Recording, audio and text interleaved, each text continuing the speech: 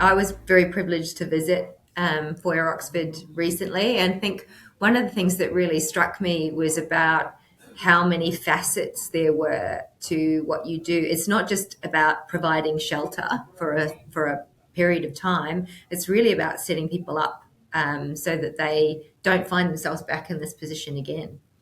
Yeah, look, the organization and the service, we're not really into repeat customers, if I could say it that way. We really want to set the young people for success, and that takes a lot of wraparound services and partnerships such as Future2 and HUB24.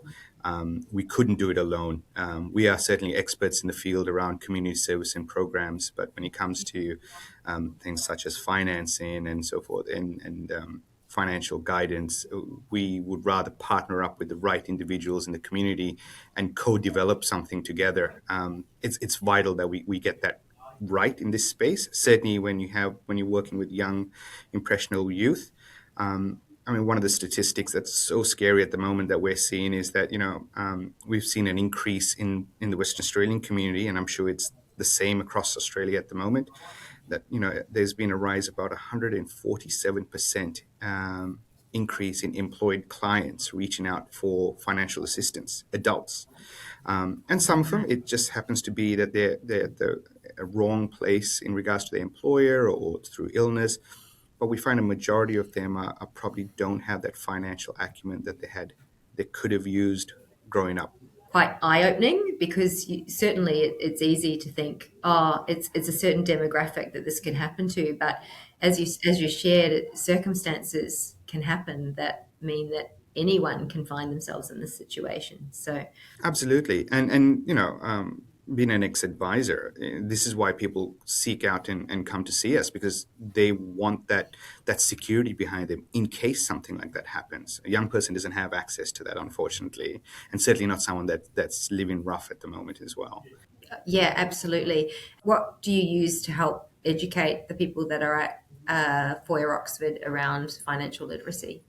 Look, we kind of break it down to basics. There's a lot going on. It's quite a complex process, and progression is tailored to each individual young person. That's one of the core values of the service.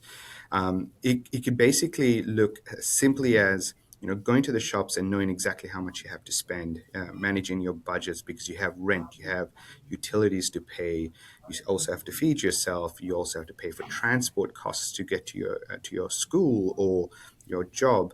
It's basic things, and we start at a ground level. We then also look at the risk of credit, managing credit for a first time.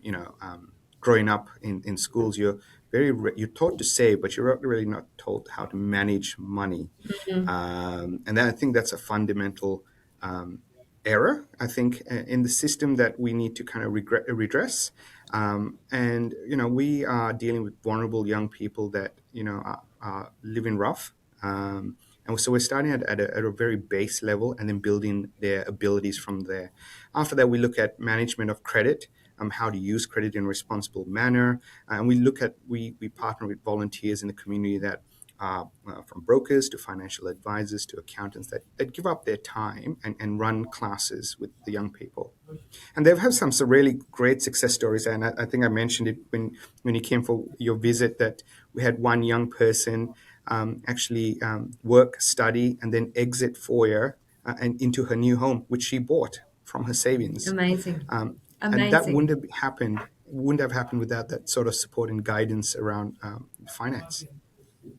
And so, obviously, cost of living is extremely topical at the moment for a lot of people. But I would imagine, particularly around some of the people that you've got coming to Foyer Oxford to support.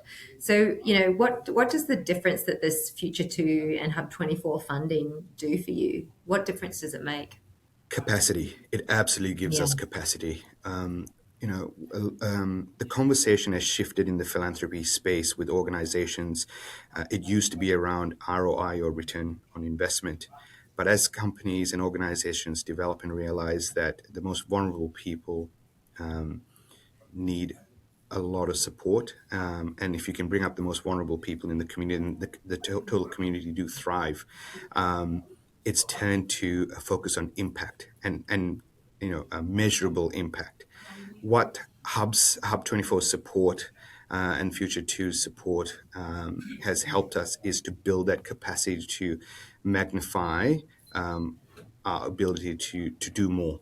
Hold more classes, support more young people in that space. I mean, look, Foyer Oxford at the moment is 98 rooms, so it is at capacity at a 3 to 4 month wait.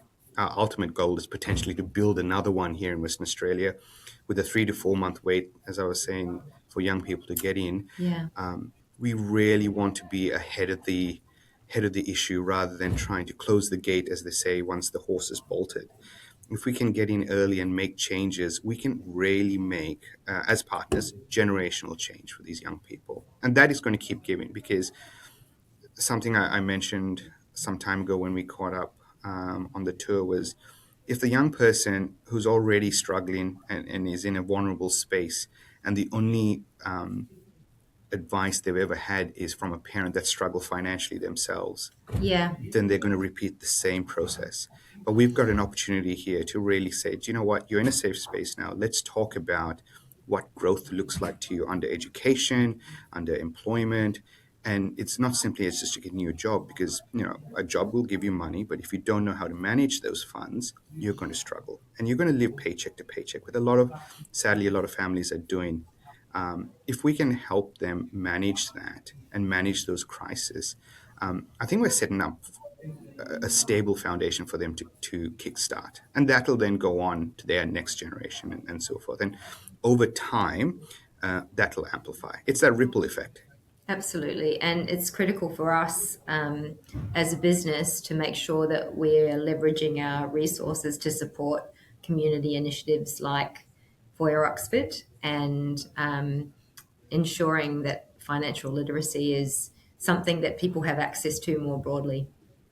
Look, we as an organization absolutely value the support you have given us, and we kind of look forward to what it could look like into the future. And I'm not someone that goes, oh, we can do this, we can do this. It's more around, and team, Mm. tell us what you can do, and here's what we do, tell us what you can do. Let's co-develop something, and then potentially roll it out.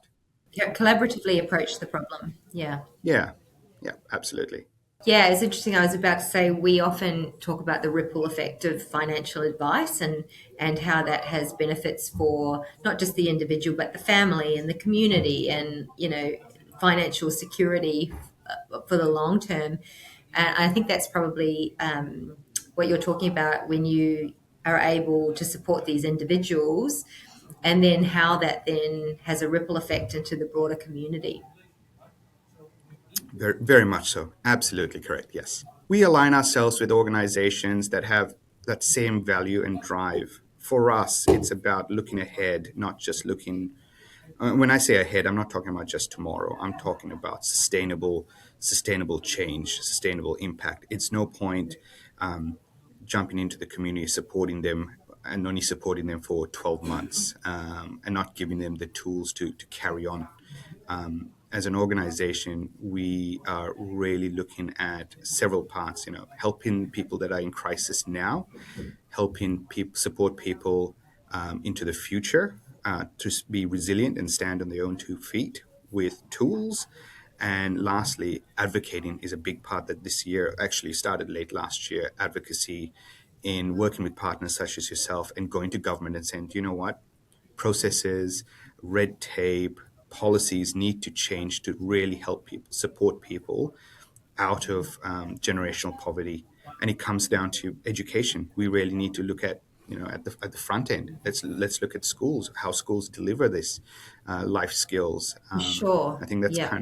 kind of missing, and I think once private organizations and corporations such as Hub24, organized foundations such as Future2, and non-for-profit organizations such as us, and many more around the country that do some valuable work in partnership, I think we can hold a real presence in strength. And I think policies can change with enough noise, but not just noise, but relevance of impact and data that we can show.